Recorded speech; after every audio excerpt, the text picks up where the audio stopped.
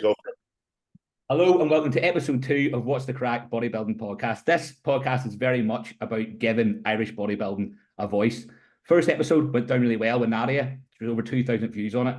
And I wanted this guest on, so Darren Farrell. He is Ireland's first Olympian, so nobody better, I suppose, than speaking about Irish bodybuilding and where he's at. I met Darren in Vegas about 18 months ago and was massively impressed with his mindset and how he took just everything in his stride at such a difficult, pressurized time. So, Darren, mate, thank you for coming on. No, mate, I appreciate you having me on. It's quite an honor. I don't take these things sort of lightly. Being a representative for Irish bodybuilding, and it's something that I'm proud to be, and I just hope I can do it well.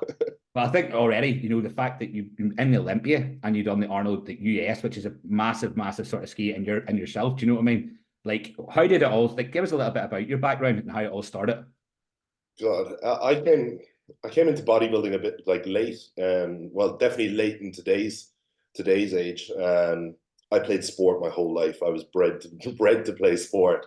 My parents were both professional athletes, so like as soon as I could walk, I was in gymnastics for mobility, so I could be good for sport. And then I was playing soccer at a high level underage. Played hockey at the highest level. Played rugby at the highest level. Um, and I had quite a long career in that, even though I ended up retiring through injury at the age of 22, 23. Right. And that's when I found the gym. I had just had some knee surgery and I couldn't do any impact stuff. So I started doing spinning classes and got into it that way, and sort of got into the gym then as well through that, and just fell in love with it. And then I was like, oh, okay, I want to do this. I was doing a master's at the time. So I had time. So I started doing my PT qualifications, and just sort of fell into the gym that sort of way. And I think that was at sort of 22. Right. And I did my first show I was 23. What was the Uh, first show you done? it was the IFBB down in Limerick. Right. So it was a start. You were in at quite a decent level, going straight in at that sort of level. Yeah, I did. What did I do?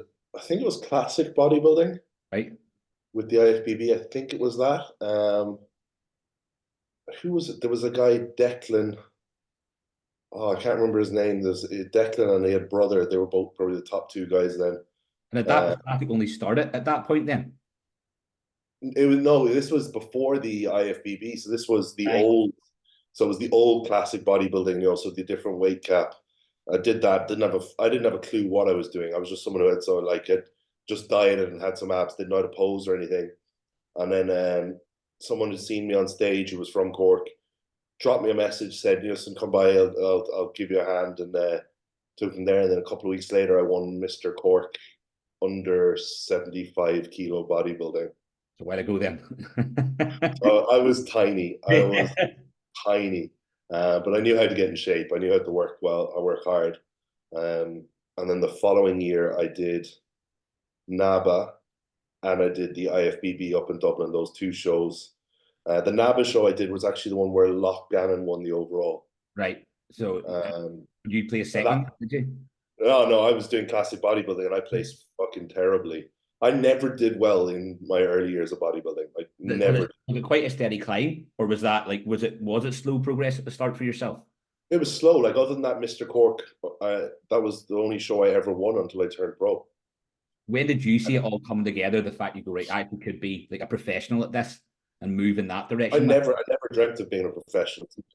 I never thought about being a professional bodybuilder. Like, listen, when I was coming up, it wasn't like today's age where there was pro qualifiers and stuff.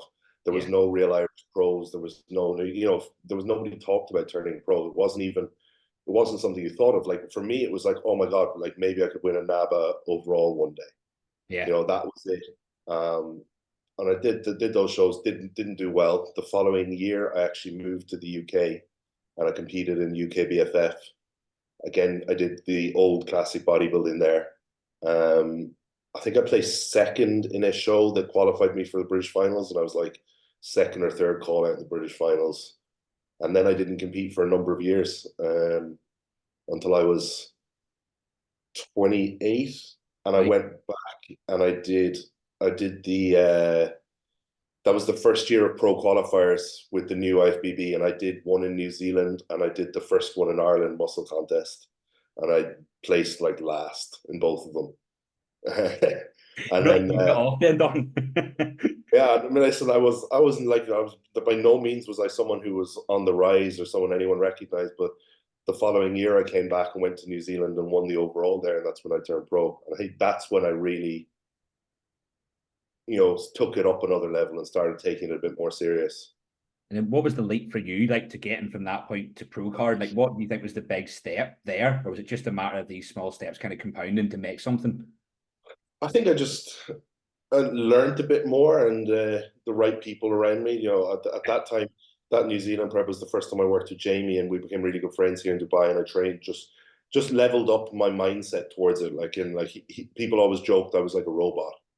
I was. If I'm someone that if I get something in my head, I have to do it all in. Yeah. Like I'll give this story I tell about when I was like 14. I was regarded as one of the best hockey players in Ireland, and I was a shoe-in to make Munster and be a representative there. And I think it was 13 actually. I was 13 because I was one of the youngest for the under-16s. And I'd had an injury before the trials and broke my thumb, and I wasn't very fit, and I put on a bit of weight, and they ended up not selecting me and told me I wasn't fit enough. So I went away that whole year. I literally just ran every day. I ran every day, just laps and laps and laps. And the following year, I came back to those trials. The old bleep test, beat the bleep test, beat like one of the fittest on the whole team. That's my mentality. Is like, if I'm going to do something, I have to do it all in. So once I get something in my head, it has to be done like that. I can't go half-assed.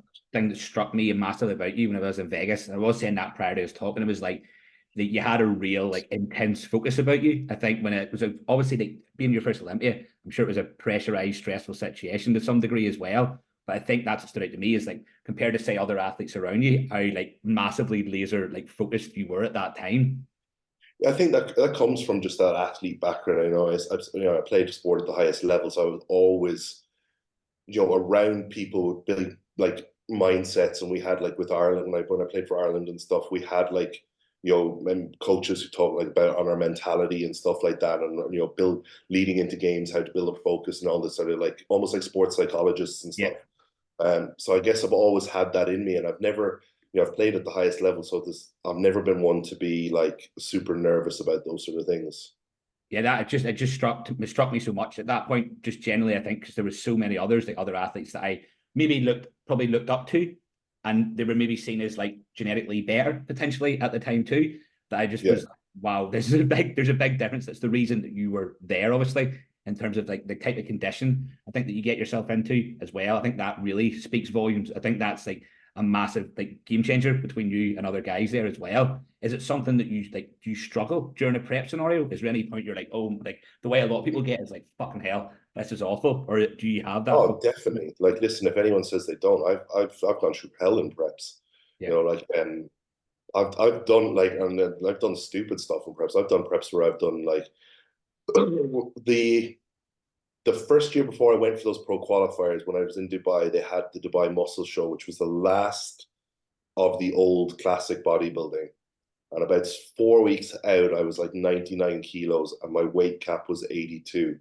And I made that weight cap in 4 weeks by doing 3 hours of cardio a day, two training sessions a day, and 5 meals of 160 grams of fish, no veg, no nothing. Yeah, that'll do it. So I can do this sort of stuff, but listen, I suffer like everyone else. Yeah. There's times in prep where I struggle. Like it's definitely hard. Talk us through sorry, mate.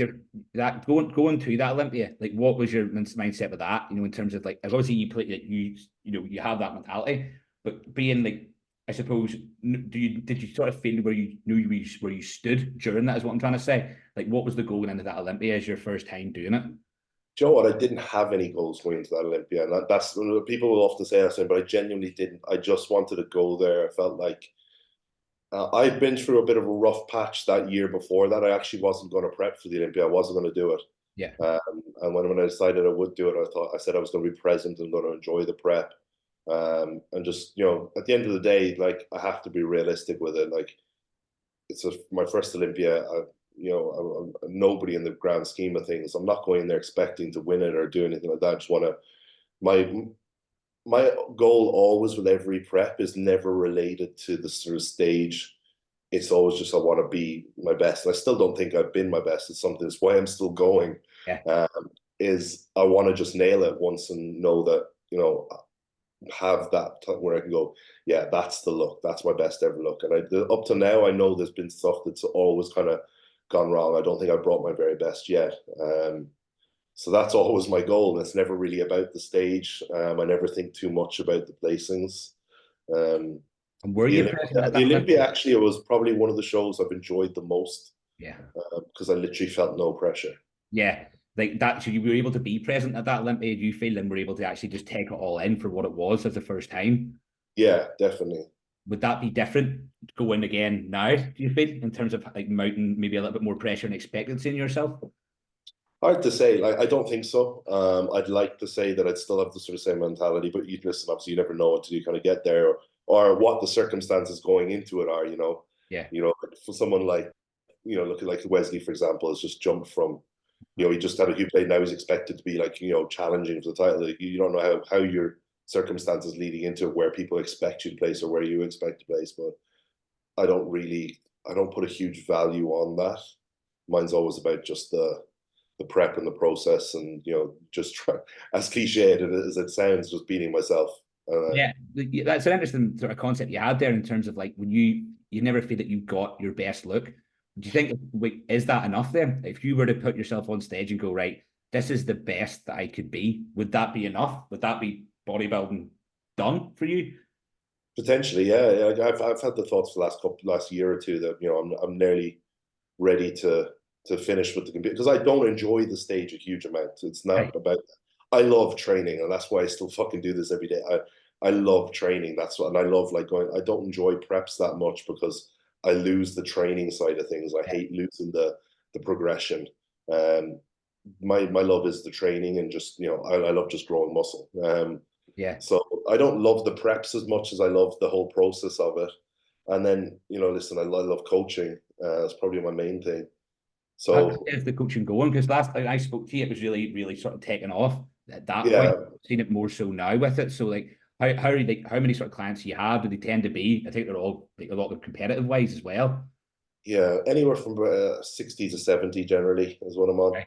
But like obviously I've joined with J3 now as well on an educational role as well. So I'm working through there now to be hopefully going to be doing my sort of first educational seminar with them the beginning of next year. So I didn't uh, realize that. They're like that's something I'd like signed up to, obviously, to learn from. I think it's like one of the easily the best education portals. If anybody is sort of looking to actually kind of upskill yeah, themselves and get a bit more of a real understanding, I suppose, of the science behind the actual bodybuilding itself. yeah, 100%. And it was a huge honor to get to be part of that. I've gone through all their courses myself, and I've been a Yeah. big advocate of it, and I know them very well. And when the opportunity arose to join the team, I was like, yeah, definitely.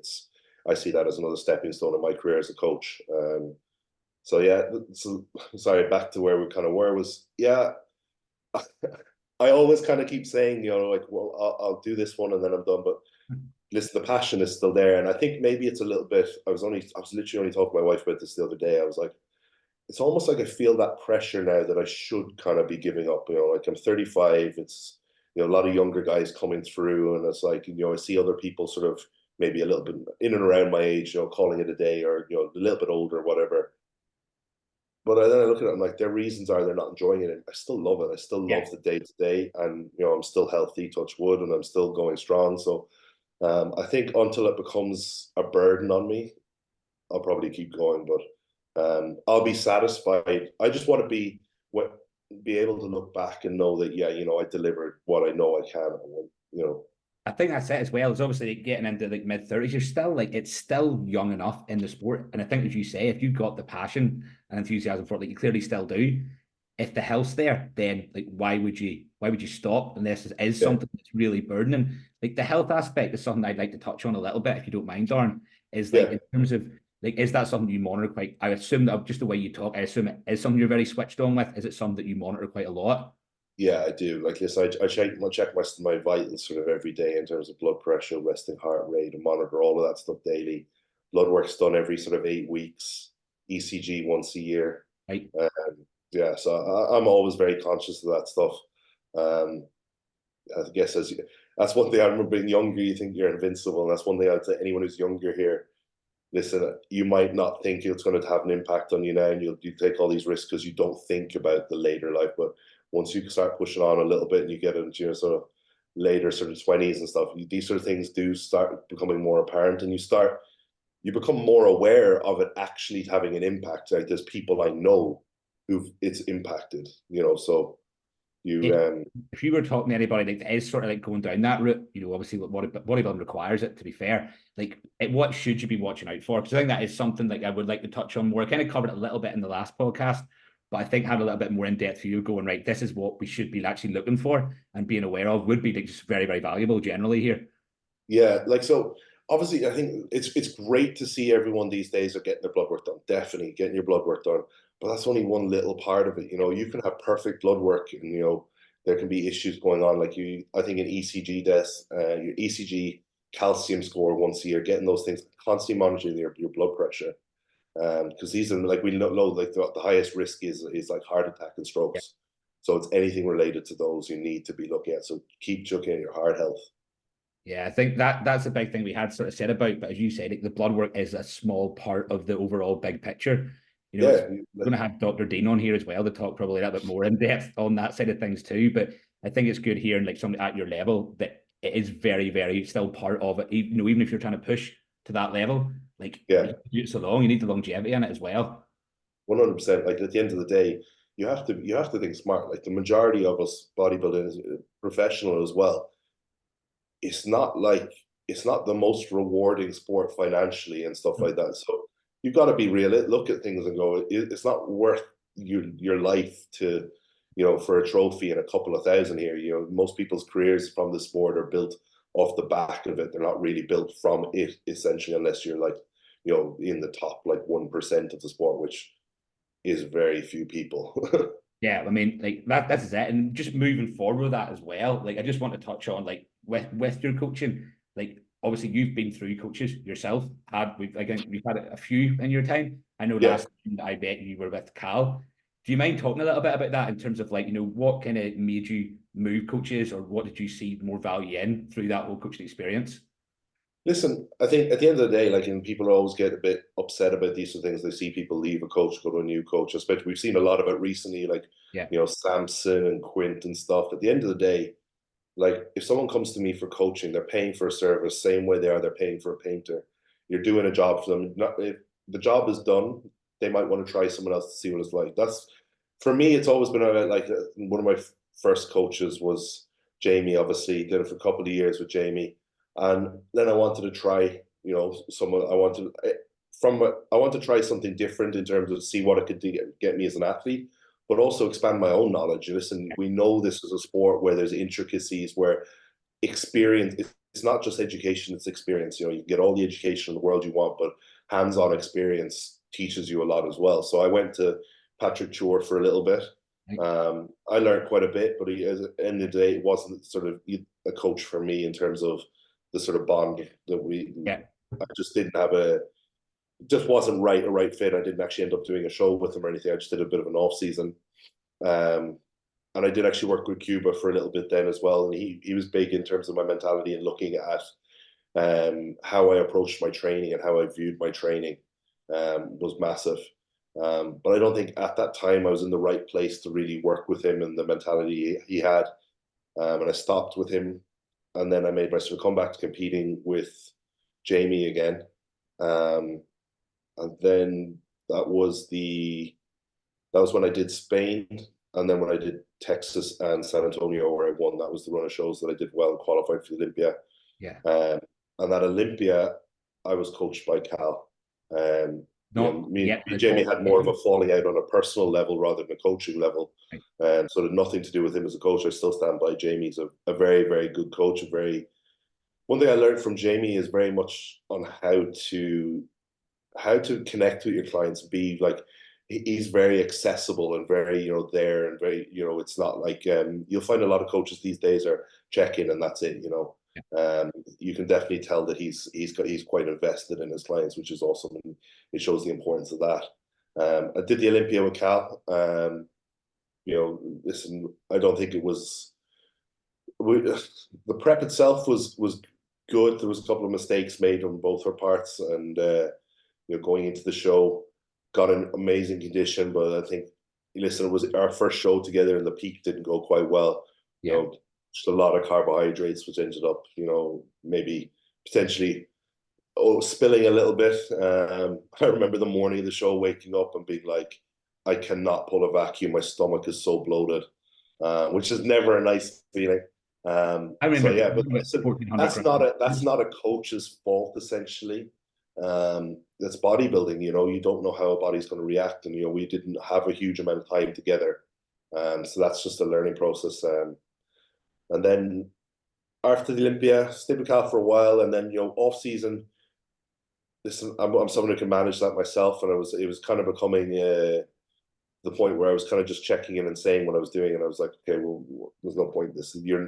There's not a point in having a coach at the moment, so I just went on my own, and I stayed doing my own thing for quite a long time, until it came time when I got the Arnold invite. I got Jamie to help me with that prep again, and then I've been doing my own thing for quite a bit since that Arnold, and now I'm back working with Cuba as the last 2 to 3 weeks. And the reason for Cuba is honestly, he's been coaching my wife for quite some time, Right. and his approach is very similar to the way I approach things, very same mentality. And listen, we've already touched on, like, listen, I can push hard, and the biggest thing for me is having someone to just control the level that's going into it. So that's very much what I wanted from Cuba, and because I did think about just prepping myself, but I was like, I know that I will push for too much too soon. I think he seems very into looking at the everything in and around it in terms of stress management. He's very attentive, really attentive. Takes a lot of interest and looks at the bigger picture, looks at everything, and we talk things through. And there's a very clear picture of what he expects from me, where I need to be, and what needs to be done. And it's very aligned with how I feel like. So so far it's been amazing, really, really good. Do you find you've taken elements of a lot of those coaches that you've worked with and applied it to your own coaching? Yeah, little bits. I think the biggest impact on me as a coach, though, has probably been J3. Right. John and Luke. A lot of what I learned from them. Listen, I've been very fortunate as well from a training and a mechanics standpoint. I got to when Dr. Jordan Shallows.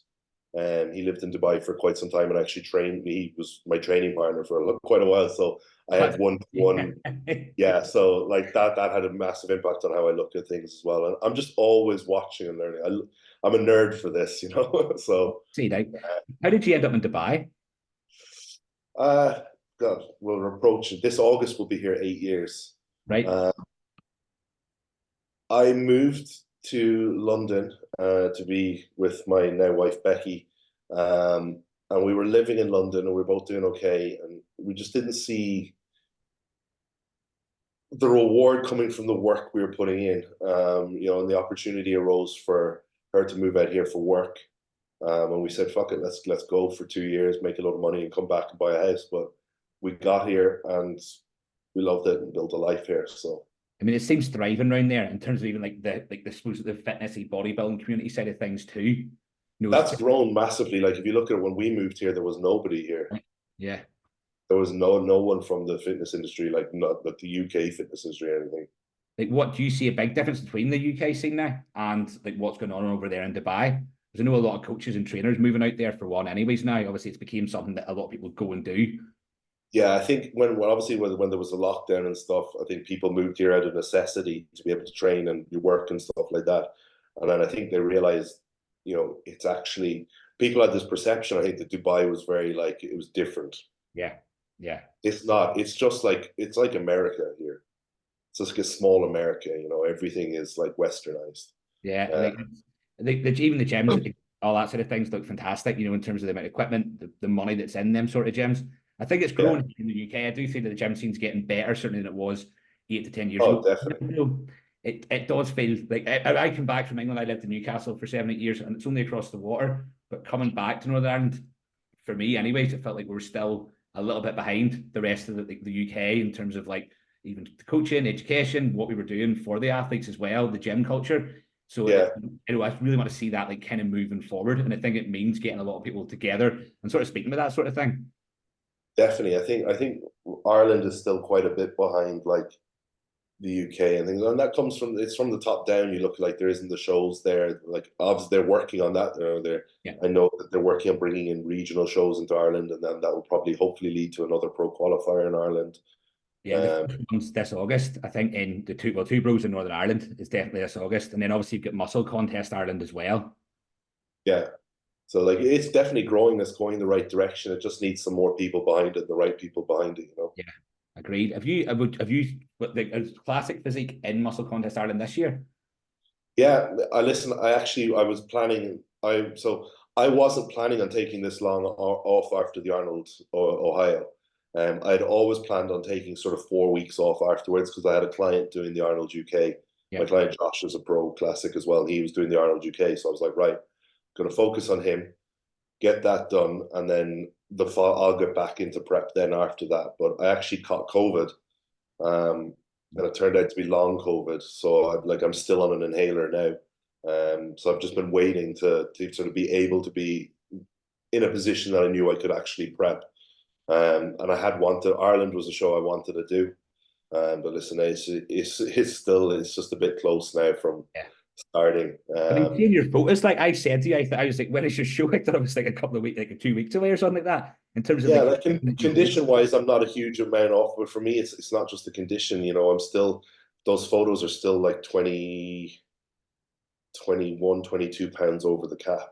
Right.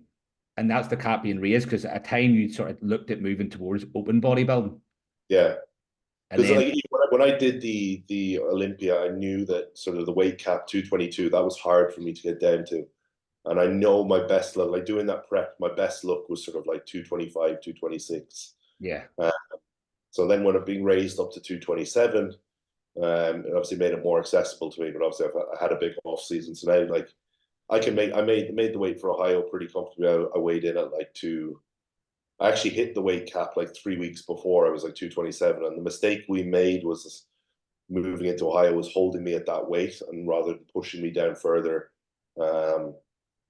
which meant, you know, sort of having to sort of hold, and then do another heavy carb up. Whereas I think from a physique like mine, the stress of carbing up and the variables there messes things up. So moving forward, the strategy now is going to be pull down, get nice down and under into like 222, 223, and almost reverse diet into the show without having to carb up and, you know, all that sort of stuff. Remember, you were taking a lot of carbs at Olympia. It was like I remember like being like 1,400 grams on one of the days, certainly very close to the show. Yeah, we did in the 2 days. We did 18,000 calories. Holy shit! Yeah, it was like 14. That's probably why it's hard to pull a vacuum. Yeah, it was too much. You know, it was too much. Like, you know, listen, but it does because we had pushed down so hard, getting me down under 222 did pull a lot off me, and it did take quite a bit to fill me back up. But just doing that in that space of time was just not the best, you know. But you never know how a body's going to react to that either. So yeah, it's about you haven't obviously pushed that 9,000 a day or 18,000 across 2 days prior to that either. No, I think the highest I'd done was about 600-700 in a day in a refeed. Yeah, it's a lot. Like it's a big ask. Yeah. Like it'd be interesting to see you go towards open. Like it is something you spoke about, and it's obviously something that's probably a little bit of an ambition there with it as well. Is that still a plan going forward? I don't know. I don't know. At the moment, I'm just focusing on these next lot of shows and see how they go, and then I'll assess. Like I know that I have the capability to move in there, but I'm also well aware that moving in there that it will just be competing as an open. It won't be ever winning as an open because. Yeah. I know, like, to be winning as an open, I'd be stepping on stage at like 260, 270. Realistically, I think with the time frame I have, the most I could get to is probably like 240, 245. What is the heaviest you've been, Darren? Like, what, like, in terms of like happiness and shape, walking about in your off season, what is the sort of weight would you walk about at? The heaviest I was 288. What height? Just under 6'5". Well, no, 5'10" and a half. Heavy. How did you feel it that way? I'm like 181 centimeters, whatever that is. I think it's 5'11". 5'11-ish. It's like, how did you feel it to be 88, 290? Horrible. I can only imagine. Was But at the training same good? time, then my comfortable position is like 255, 260. Yeah, that's a I'll lot. sit at 255, 260, not eating much food, no problem. My body just wants to be there. Did it warrant the push up, like to go to that 290? Because that's always sort of an interesting. And do you feel that there is a warrant in them big heavy push ups in terms of like a muscle game out the back end of it, or does it become a point slightly unnecessary? I think that it reaches a point of slightly unnecessary. I think when we were chasing a push, I think that push should have ended around 280. Yeah, And then come down and then gone back up again, because I don't think I gained much from 280 to 288. and that was to make the weight cut off at 225, 222 pound. You were still going to come back down to that, or was that when you were? Well, that was I'd made the decision then to not do classic, but that's where I started to come down to 227. Right. Okay, stop going. One of the questions I did have, like, I'm always wary about this sort of thing, but I think it's interesting to talk about is like the steroid component of bodybuilding. Like, do you see it as an like overrated was the question? I'm not sure if overrated is the right word, but an overrated factor within competition. I would sort of put it as, do you think it's something people like maybe concentrate too much on rather than? I think people over rely on steroid use to make up for a lack of adherence and consistency. Yeah. Like, I think like how Cuba works stuff as well, just from your coaching as well. It's like there's a massive emphasis on recovery, on training execution, all those factors. And then obviously the drug component is important, or we wouldn't use it. But at the same time, it's like it's just go train hard, where it isn't just that simple, is it really? Listen, the reality, like most of the time now, obviously that big push up to 288, I was obviously on cycle, but most of the time now in my off season, I run a TRT dosage of like between actually I did the last time I was off between Ohio and coming into this prep, I was just running 150 meg a test a week. Right. And maybe I'm a professional at the top level saying that. But like most of the time I will run like 250, 300 tests with like 200, 300 primo. That will be me. That's it. Right. Well, I mean, I've done a lot more in the past. Yeah. But as I've got smarter and I've gone more controlled with things, and my food's better, my training's better, I don't see a need to. And one thing I always have with, like, if I come, it's one thing, and I talk to my clients a lot recently about, any of my clients are in post-show phases when they come out the back of the show. I'm like, all right, our goal now is we'll run a cruise dosage. We're not pushing a cycle until we get food up into a good place, and you're the strongest you've ever been from just the food.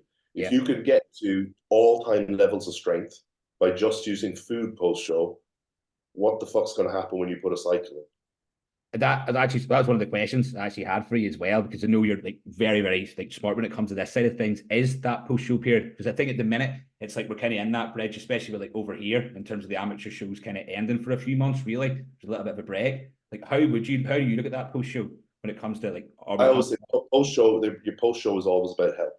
Yeah. Like these guys who look at a post-show rebound, I'm like, you're not putting on muscle in 8 weeks. Like, you may go up 20 pounds and you still might look pretty lean, but it's just glycogen fullness. Mm-hmm. You're not putting on muscle, right? All you're doing by jumping that weight that quickly afterwards is you're driving your blood pressure through the roof.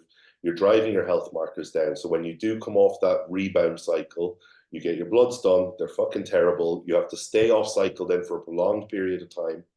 Whereas you treat that post-show phase, controlled, reverse slowly, keep your weight in check, get to like 6 to 8 weeks post-show, you're healthy, your bloods are good, and then you can go into like a 20, 24-week push. Now, which are you going to get more growth from, a 20 to 24-week push or an 8-week rebound, where you're then having to come off everything for a long period of time? It's like, think long-term. I think people just think that sort of that short-term gain and that, reward of like, they're like, oh yeah, like 8 weeks post-show, I'm up 20 pounds, looking great. It's like, whereas you look at that person then 30 weeks down the line compared to the person who went through the health phase and then pushed. The person who went through the health phase and pushed is in a far better place 30 weeks down the line.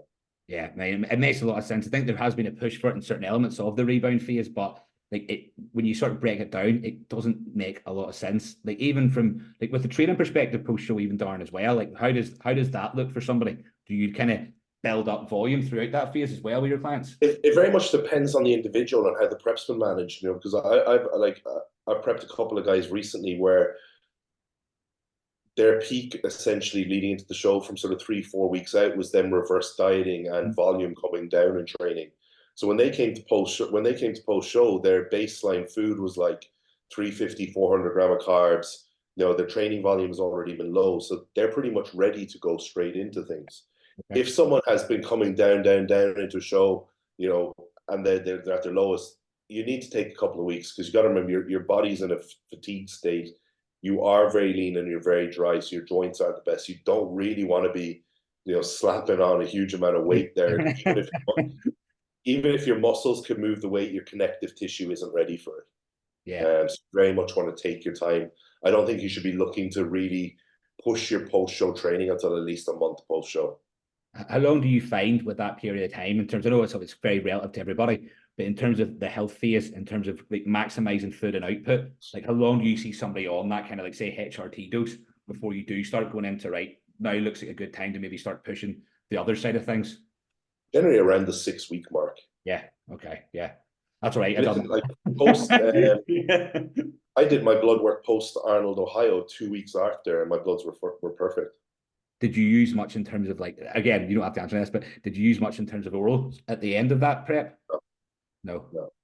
And again, I think with a lot of coaches, there is almost that blueprint for this is what I do with people rather than taking it as much on an individual basis. And I think that's a big lesson maybe for a lot of coaches who may listen to this is to take that away and apply it to their own coaching, is that there isn't that blueprint. So if you manage a prep really correctly and that you're moving into that show where you're actually reverse dieting your client into the show, there is no warrant of any orals, because when we look at like an oral drug, the purpose of using it in a prep is to maintain strength.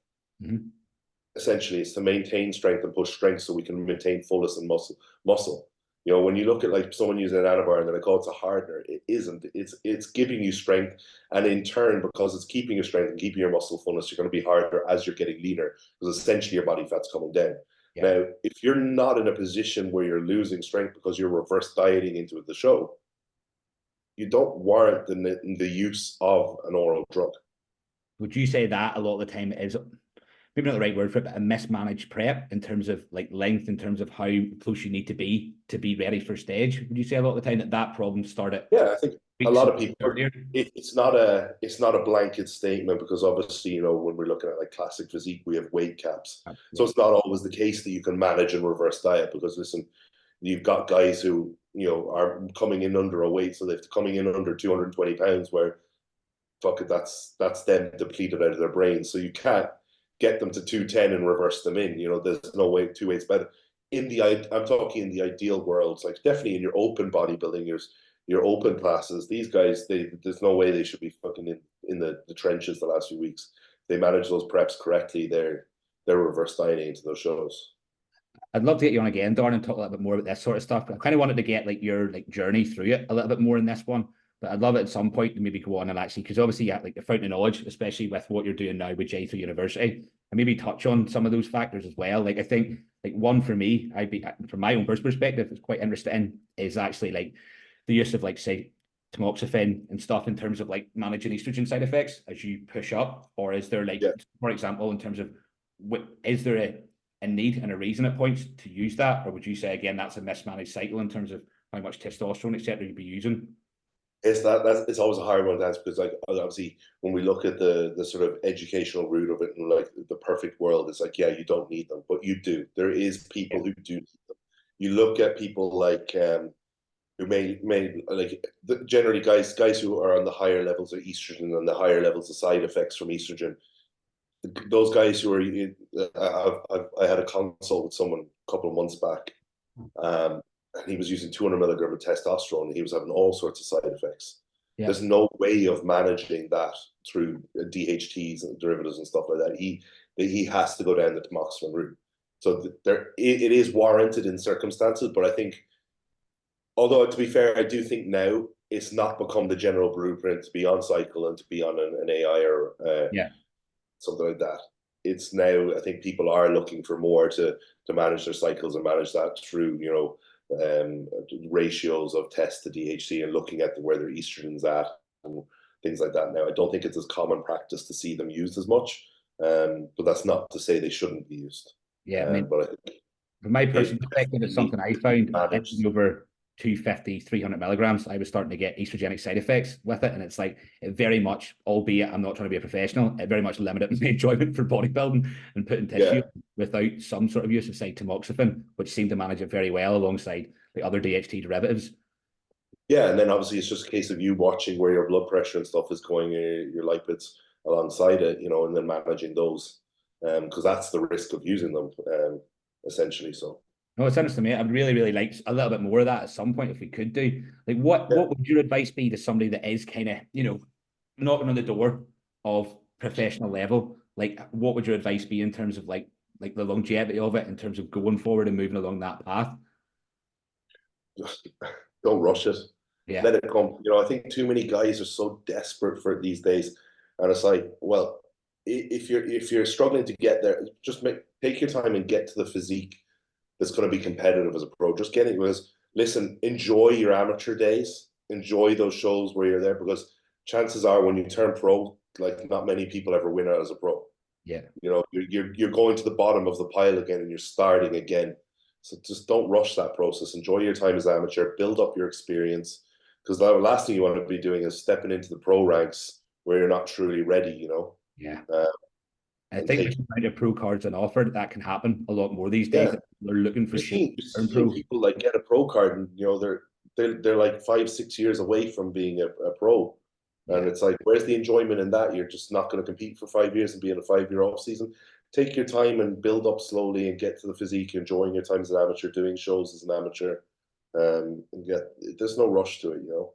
At the end of the day, it's all bodybuilding. There's no difference between pro and amateur. You're still doing the same thing day in, day out. It's not like being a professional footballer where you're all of a sudden getting 100 grand a week.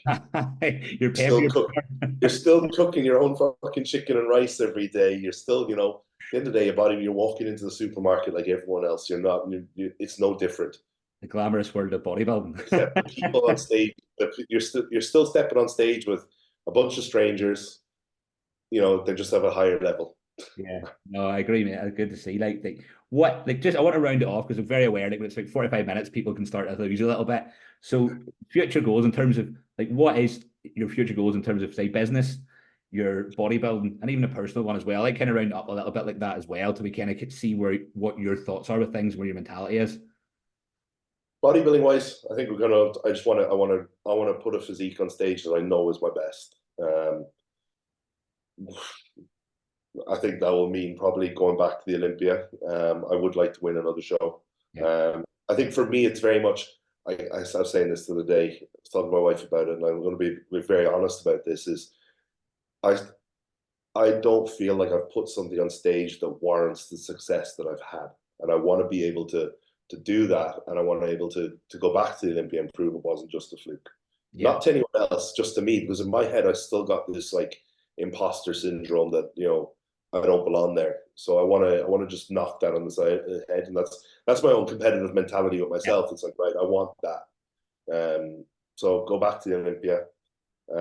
Business wise, it's my long-term goal is to have an Olympian in every category. Yeah. And that's my big goal overall between bodybuilding, is I want to coach an athlete in every category at the Olympia. That's the future as well. That's going to go beyond your bodybuilding career, I'd imagine, as well. Yeah. You can get, you know, that is your future, really. And then what's going to be happening is getting more involved in education and doing seminars. So hopefully be able to come to Ireland and do a few in the future. And the first one I'm going to be doing, I think, is just going to be in Dubai with J3, but then travel and get to do them as well. It'd be great for that sort of thing to be over this way as well. I think that'd be a big sort of, you know, there's not on. There's a lot of yes, and there's plenty in England, but there's just so little here. So having somebody like yourself, something I want to do, I want to massively do is help out with Irish bodybuilding. You know, and I tried in the past. Like originally, what was it, 3 years ago? I approached, I wanted to put on my own show in Ireland, but it was knocked back because we weren't allowed to have 2 pro qualifiers in Ireland. Yeah. So that's why I ended up sponsoring the muscle contest that year. I sponsored the show. So I do want to do more in the future with Irish bodybuilding, for help build it up. Because I know there's some like really good athletes there, and it's just unfortunately we don't have the same access to everything that other places do. Well, that's it. That it's just trying to get more. Honestly, that's what this was about. Like, I'm a very average amateur, but I love bodybuilding. I love throwing it. I love like being part of it, and it's just to be able to get a little bit more voice and have people like you that can clearly speak so well, that are so well educated.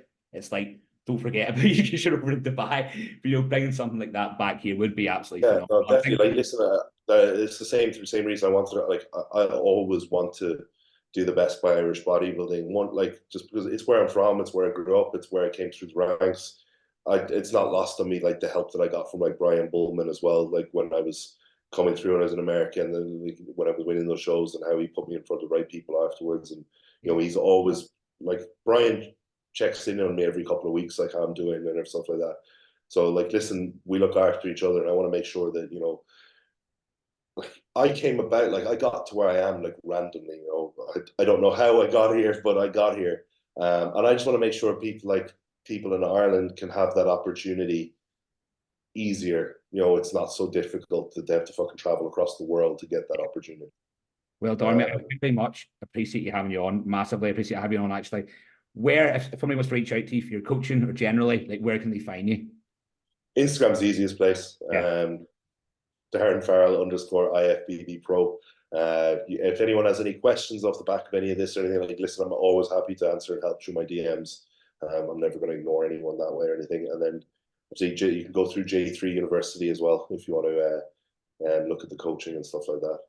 Perfect, mate. Well, as I say, I really appreciate having you on. If you're not subscribed to the podcast, please do, because the plan is to get a lot of, I suppose, high-profile guests on at the start to kind of grow it and get some traction with it, so we can actually get the voice of Irish bodybuilding kind of out there. So, mate, I appreciate it a lot. Tune in next week for episode 3. Good luck, guys. Awesome.